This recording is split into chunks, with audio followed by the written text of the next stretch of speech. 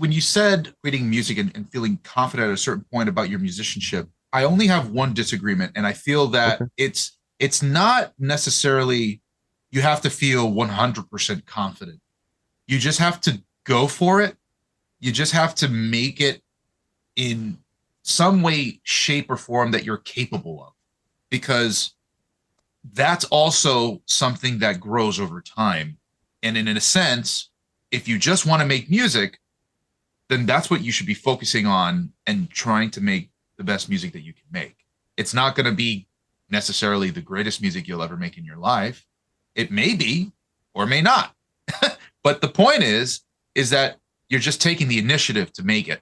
And that is that confidence just grows alongside that. When you're trying to also keep moving forward, this question comes up with my students too, is like, well, I'm struggling to make my first album because I don't know if my stuff sounds original.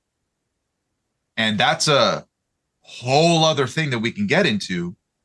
But you know what I tell my students is when I was making my first album, I didn't know what kind of sound it was. I just made what sounded cool to me, right? That was just my focus. I thought this was a very cool sound, and I experimented a lot with different genres. And Homeric, the first album, it's notable for being very worldly in its in its styles. It's got like a whole bunch of different things like Egyptian, Celtic, and flamenco, all this kind of stuff, right? One thing that I remember someone telling me that when they listened to it, because I didn't know, they just said, when your music comes on, I know it's Homeric. And that was a big moment for me, which was like, It's huge. because I was like, okay, why? And they said, I don't know. There's just something about how you write your music that makes it Homeric.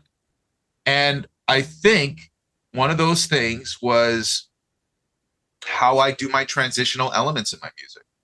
It's because my genre is like cinematic metal now. That's how I've come to discover that my genre is cinematic metal as its own niche. When I was thinking about this in the beginning, I was like trying to figure out what I would call it, and I was like, okay, it's definitely symphonic metal, but and then I said, okay, I've got like some progressive metal elements going on it too. So I've got this because everything kind of changes and it's all long form. It's not necessarily like a quick verse, Right. chorus, bridge type of tune.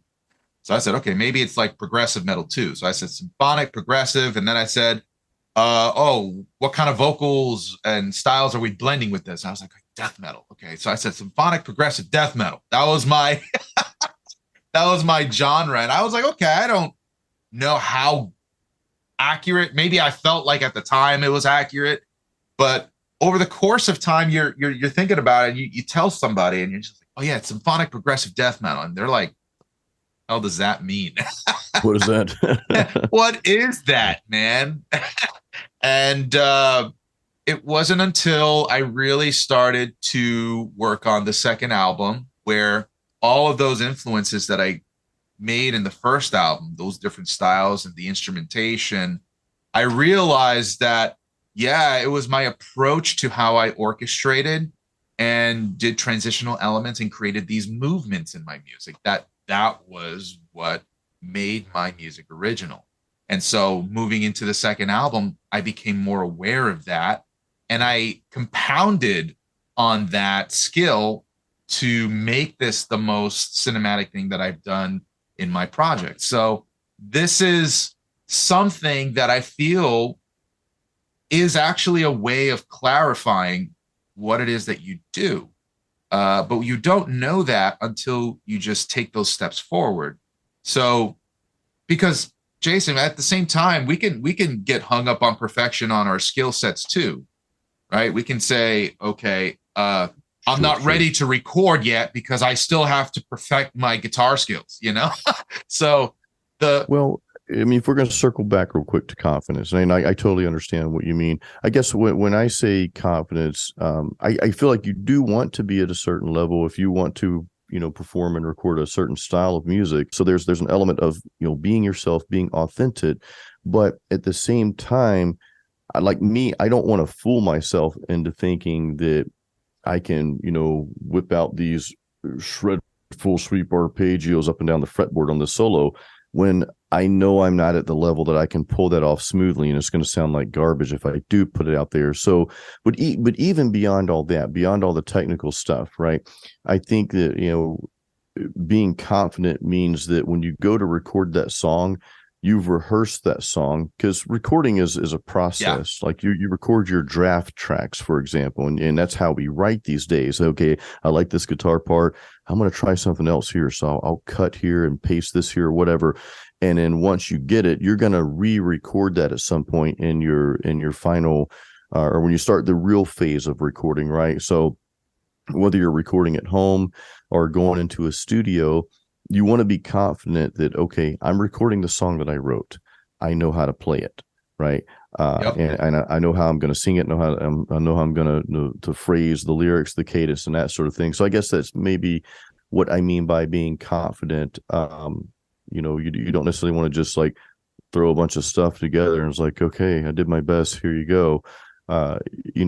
Spend some time. I guess be proud of your work, right? Take some pride in your work, as you're going through this. I'm not saying you got to be some exceptional vocalist or you don't have to be Malmsteen, right? If you want to play guitar solos, you don't have to be any of those. Again, going back to everything you just talked about, be you.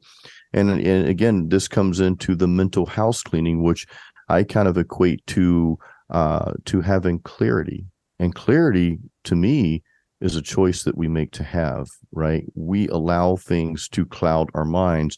We could sit here and just have like the worst thoughts. And, Ken and I were talking earlier about how these days we're both on this page of not allowing things to have a negative impact on us and on our thoughts. If that's not going to move you forward in your life and in what you want to do with your life, to me, my personal opinion is ditch it. It doesn't mean stick your head in the sand and ignore things that are happening around you, that your concerns or or that you have, maybe certain strong views about. But at the same time, if you sit around and dwell on these things, your mental space is going to get dirty. It's going to get real cluttered, and you're not going to be able to move forward with the things you really want to do because you're going to be held back by the mental clutter.